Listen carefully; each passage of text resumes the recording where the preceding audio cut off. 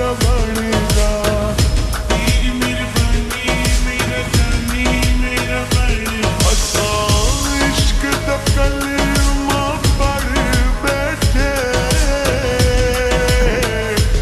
असा सिर दा सौ, असा सिर दा सौ, असा सिर दा सौदा कर बैठे।